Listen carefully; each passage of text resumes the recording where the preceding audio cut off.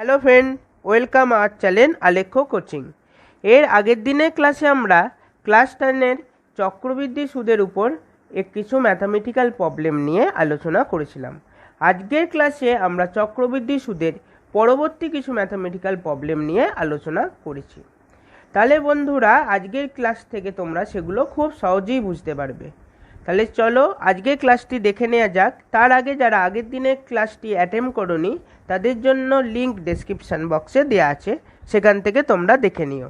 আর এই চ্যানেলে যারা নতুন তারা অবশ্যই চ্যানেলটিকে সাবস্ক্রাইব করে নিও। তাহলে এবার ক্লাসটি দেখে নিও। এখন আমরা পেজ 113-র কোষে দেখি 6.1-এর 16 দাগের অঙ্কটি সলভ করব। অঙ্কটি হলো কোনো নির্দিষ্ট পরিমাণ মূলধনের 1 বছরের সরল সুদ 50 টাকা এবং 2 বছরের চক্রবৃদ্ধি সুদ 102 টাকা হলে মূলধনের পরিমাণ ও বার্ষিক সুদের হার নির্ণয় করি। তাহলে দেখো, এখানে বলা আছে 1 বছরের সরল সুদ 50 টাকা। তাহলে লিখি আমরা 1 বছরের সরল সুদ 50 টাকা। তাহলে এখান থেকে আমরা 2 বছরের সরল সুদ তাহলে 100 টাকা। আবার দেখো, এখানে বলা আছে 2 বছরের চক্রবৃদ্ধি সুদ 102 টাকা। তাহলে 2 বছরের চক্রবৃদ্ধি সুদ 102 টাকা। তাহলে অতএব চক্রবৃদ্ধি সুদ ও সরল সুদের অন্তর সমান আমরা বলতে পারবো 102 মাইনাস 100 টাকা সমান 2 টাকা। তাহলে দেখো, আমরা চক্রবৃদ্ধি সুদের ক্ষেত্রে 2 টাকা বেশি পাচ্ছি। তার মানে কি, চক্রবৃদ্ধি সুদে প্রথম বছর যে সুদটা পেয়েছিলাম মানে 50 টাকা, সেটা চক্রবৃদ্ধি সুদে আসলের সাথে যোগ হয়ে গেছে, তাই আমরা 2 টাকা বেশি পাচ্ছি। তাহলে এখান থেকে আমরা বলতে পারবো 50 টাকা তাহলে 1 বছরের সুদ নিশ্চয়ই 2 টাকা। তাহলে অতএব 50 টাকার 1 বছরের সুদ সমান 2 টাকা। তাহলে 1 টাকার 1 বছরের সুদ 2/50 টাকা, আর 100 টাকার 1 বছরের সুদ 2/50 ইন্টু 100 টাকা, অতএব 4 টাকা। তাহলে 100 টাকার 1 বছরের সুদ 4 টাকা, অতএব বার্ষিক সুদের হার তাহলে 4%। তাহলে আমরা বার্ষিক সুদের হার পেয়ে গেলাম। এবার আমরা মূলধনের পরিমাণ বার করব। দেখো, আমাদের 1 বছরের সরল সুদ বলে দিয়েছিল কত? 1 বছরের সরল সুদ বলেছিল 50 টাকা। তাহলে সরল সুদের সূত্র জানি, সরল সুদ I সমান PTR/100। তাহলে এখানে সরল সুদ কত ছিল? 50। পি বার করতে হবে। টি এখানে বলা আছে 1 বছর, আর 4/100। তাহলে এটা কাটলে আসছে 25। অতএব পি সমান 50 ইন্টু 25 সমান 1250 টাকা। অতএব মূলধন ব্র্যাকেটে পি সমান 1250 টাকা। এবার আমরা এর পরের অঙ্কটি দেখে নেব। আমরা 19-এর দাগের প্রবলেমটি সলভ করব। 3 মাস অন্তর দেয় বার্ষিক 10% চক্রবৃদ্ধি হার সুদে 6250 টাকার 9 মাসের চক্রবৃদ্ধি সুদ হিসাব করে লিখি। তাহলে এই অঙ্কটায় যেগুলো আগে দেওয়া আছে সেগুলো আমরা লিখে নেব। দেখো, এখানে যেটা দেওয়া আছে 6250 টাকা, এটা হলো আসল, কারণ আসল। তাহলে আসল ব্র্যাকেটে পি সমান 6250 টাকা। এবার বলেছে বার্ষিক 10% চক্রবৃদ্ধি হার সুদে, তাহলে বার্ষিক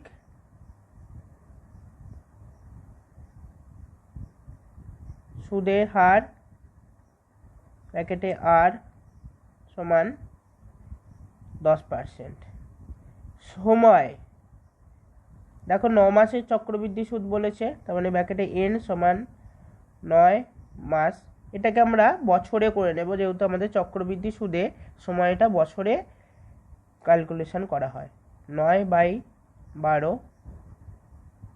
বছর সমান 3/4 বছর। তাহলে আমাদের যেগুলো দেওয়া ছিল সেগুলো লেখা হয়ে গেল। এবার তাহলে বলেছে দেখো 3 মাস অন্তর সুদ দেওয়া হচ্ছে। তার মানে কি 3 মাস অন্তর সুদ দেওয়া হচ্ছে, তার মানে বাৎসরিক পর্ব হচ্ছে 4 করে। এবার তাহলে 4টে করে পর্ব থাকলে তার যে সমূল চক্রবৃদ্ধির যে ফর্মুলাটা হবে সেইটা আমাদের এখানে ইউজ করতে হবে। এবার এই যে বিভিন্ন পর্বে সমূল চক্রবৃদ্ধি কি কি হবে তা আমরা প্রথম ক্লাসে আলোচনা করেছিলাম। তাহলে এখানে আমরা করছি 9 মাসের সমূল চক্রবৃদ্ধি সমান, এখানে ফর্মুলাটা হবে P × 1 + R/4 নিচে 100 টু দি পাওয়ার 4n সমান। এবার এখানে যে যে মানগুলো আছে সেগুলো আমরা বসাবো।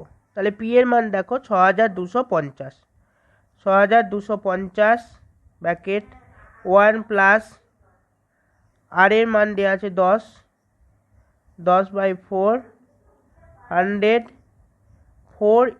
এবার n এর মান দেওয়া আছে 3 × 4, তাহলে এই 4 কেটে যাচ্ছে, 6250 যেরকম ছিল আসবে ব্র্যাকেট 1 + 4টা নিচে চলে আসবে 10 4 × 100 টু দি পাওয়ার কিউব। 10 এসে শূন্যটা কেটে গেল, তাহলে এটা আসছে 6250 ব্র্যাকেটের মধ্যে 1 + 1/40 তার কিউব। 6250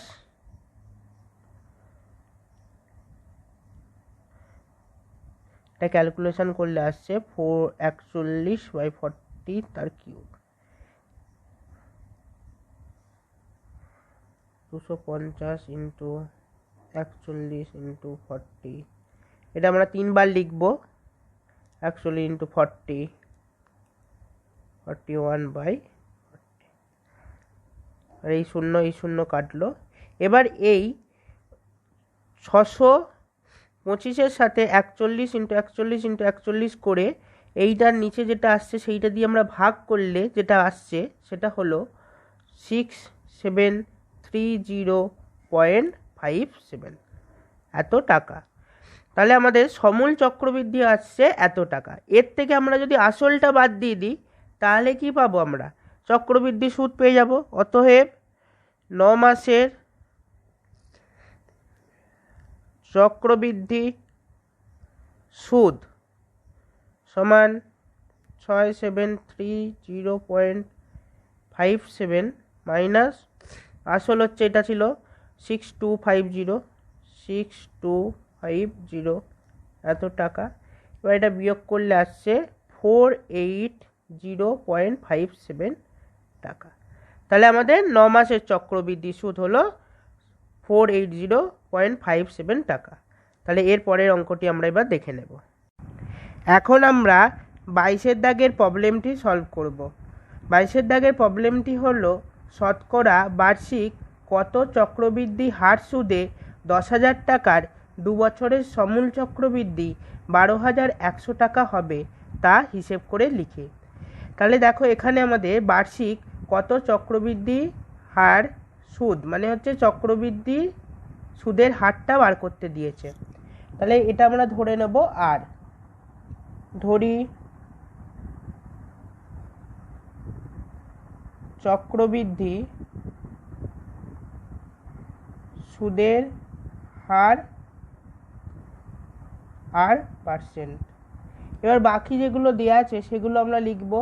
আসল দেখো বলা আছে 10,000 টাকা, আসল ব্র্যাকেটে পি সমান বলা আছে 10,000 টাকা।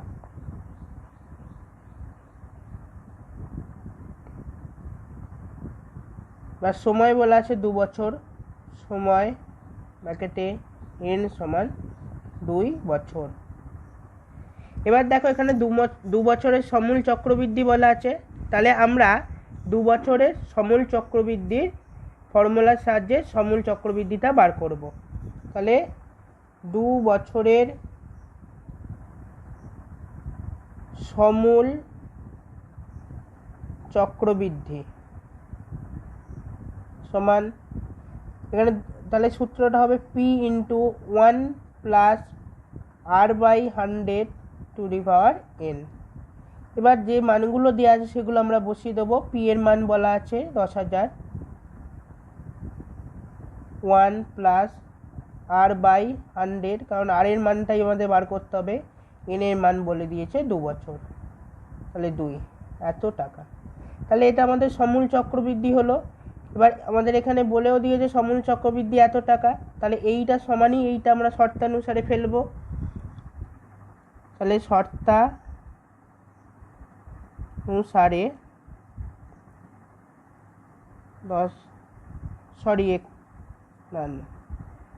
1 প্লাস আর বাই 100 তার স্কোয়ার ইকুয়ালস টু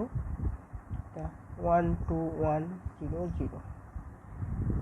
এবার এই এই এই 10,000 টাকাটা এই তলায় চলে আসবে,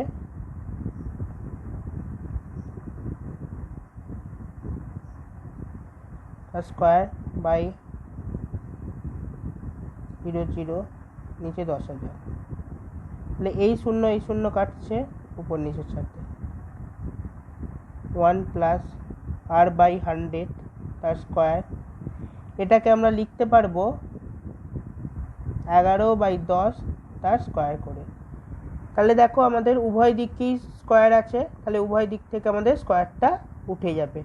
1 প্লাস আর বাই 100 সমান 11/10।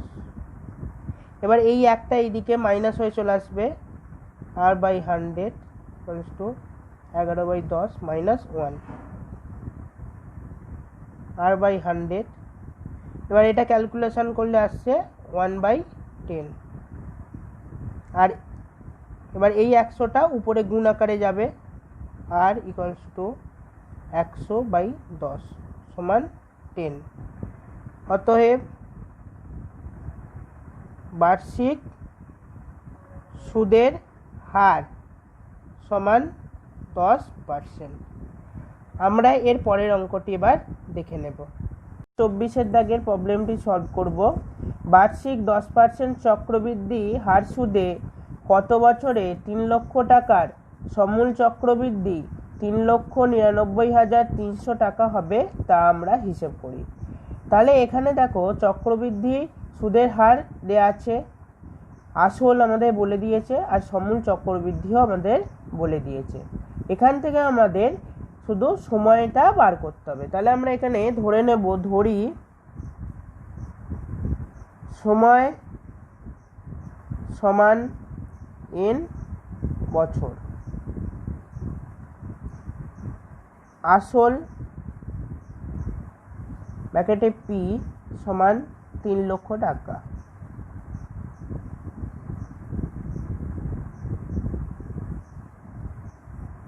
আর সুদের হার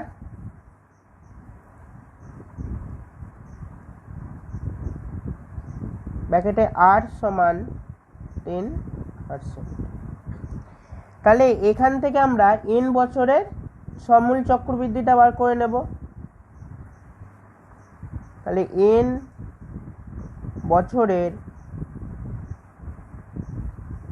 সমূল চক্রবৃদ্ধি সমান পি ইন্টু ব্র্যাকেটের মধ্যে 1 plus r by 100 to the power n। এবার মান বসাবো। পি এর মান হলো এখানে 3 লক্ষ, 1 প্লাস আর এর মান হলো এখানে 10, by 100 to the power n। শূন্য শূন্য কাটলো, 3 লক্ষ। এইটা ক্যালকুলেশন করতে আসছে 11/10 টু দি পাওয়ার n টাকা। তাহলে এটা হলো আমাদের সমূল চক্রবৃদ্ধি। আবার দেখো এখানে আমাদের সমূল চক্রবৃদ্ধিটা বলে দিয়েছে, তাহলে এই টাকাটার অ্যামাউন্ট আর এই অ্যামাউন্টটা সেম, তাহলে এই দুটোকে আমরা শর্তানুসারে ফেলবো। শর্তানুসারে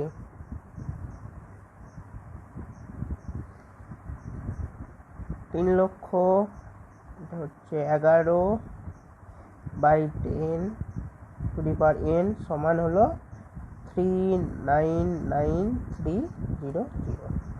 এবার এই 3 লক্ষ টাকাটা এর তলায় চলে আসবে। 11/10 টু দি পাওয়ার n সমান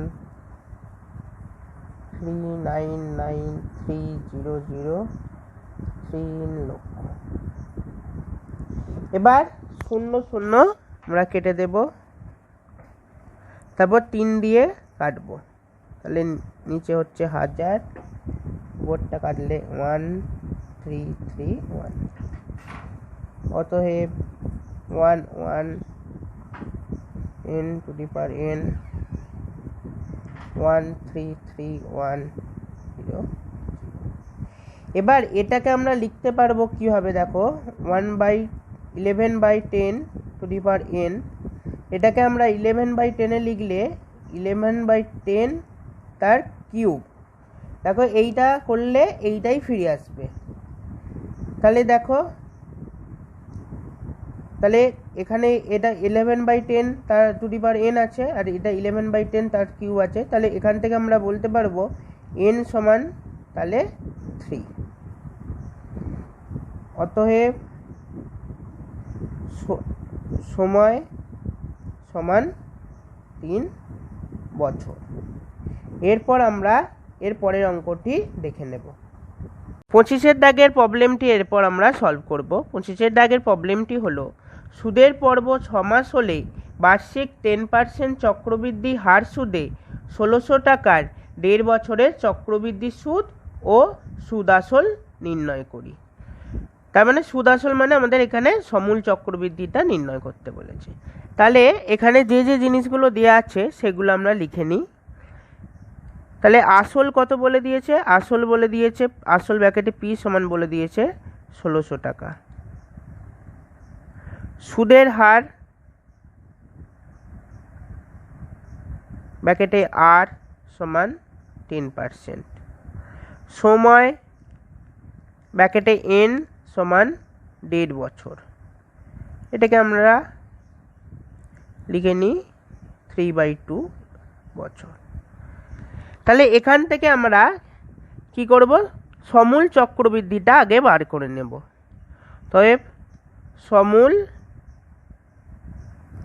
চক্রবৃদ্ধি, দেখো এখানে আবার বলে দিয়েছে সুদের পর্ব 6 মাস হলে, তার মানে এখানে বছরে 2 বার সুদ দেওয়া হচ্ছে। তাহলে 2 বার সুদ দেওয়া হলে সমূল চক্রবৃদ্ধির যে ফর্মুলাটা হবে সেটা হলো পি ইন্টু ব্র্যাকেটের মধ্যে 1 plus r/2/100 two the power 2n। এবার পি এর মান দিয়ে দিয়েছে 1600, ব্র্যাকেট 1 প্লাস আর এর মান দিয়েছে 10, 10/2/100, 2 ইন্টু আর এন হচ্ছে 3/2। এবার এই টু কাটলো, এখানে এই দুটো নিচে নেমে আসবে, তাহলে 1600 ব্র্যাকেটের মধ্যে 1 প্লাস 10/2 ইন্টু 100 তার কিউব। তাহলে এই শূন্য কেটে যাচ্ছে, তাহলে 1600 এটা ক্যালকুলেশন করলে আসছে 21/20 তার কিউব। 1600 এটাকে আমরা 3 বার লিখে নিই, তাহলে 21/20 ইন্টু 21/20 ইন্টু 21/20। 0 কেটে গেল, এখানে 2 দিয়ে কাটছি 8, বাবা 2 দিয়ে কাটছি 4, আবার 2 দিয়ে কাটছি 2। এটা এবার এখানে 10 আসছে, তাহলে এবার এখানটা ক্যালকুলেশন করলে আসছে আমাদের হচ্ছে 1852.2 এত টাকা। তাহলে এটা, আর আমাদের আর একটা জিনিস হলো দশমিকের পর যেহেতু এক ঘর রাখতে নেই, সেই জন্য আর একটা আমরা এখানে শূন্য দিয়ে দেব। এবার এটা হলো আমাদের সমূল চক্রবৃদ্ধি বেরিয়ে গেছে। এর থেকে যদি আমরা আসলটা বাদ দিয়ে দিই তাহলে আমাদের চক্রবৃদ্ধি সুদটা বেরিয়ে যাবে। তাহলে চক্রবৃদ্ধি সুদ সমান সমূল চক্রবৃদ্ধি 1852.20 মাইনাস 1600 টাকা, তাহলে আসছে আমাদের 252.20 টাকা। তাহলে আমাদের প্রবলেমটি এখানেই শেষ হলো। তাহলে বন্ধুরা, আজকের ক্লাসে চক্রবৃদ্ধি সুদের উপর যে প্রবলেমগুলি নিয়ে আলোচনা করা হলো, আশা করি তোমরা সেগুলো বুঝতে পেরেছো। যদি বুঝতে কোথাও প্রবলেম থাকে তাহলে অবশ্যই আমাকে কমেন্ট বক্সে জানিও। সাথে আজকের ক্লাস যদি তোমাদের ভালো লেগে থাকে তাহলে অবশ্যই ক্লাসটিকে বেশি বেশি করে শেয়ার এবং লাইক করো, যাতে আমি আরও নতুন নতুন ভিডিও আনতে পারি। ধন্যবাদ।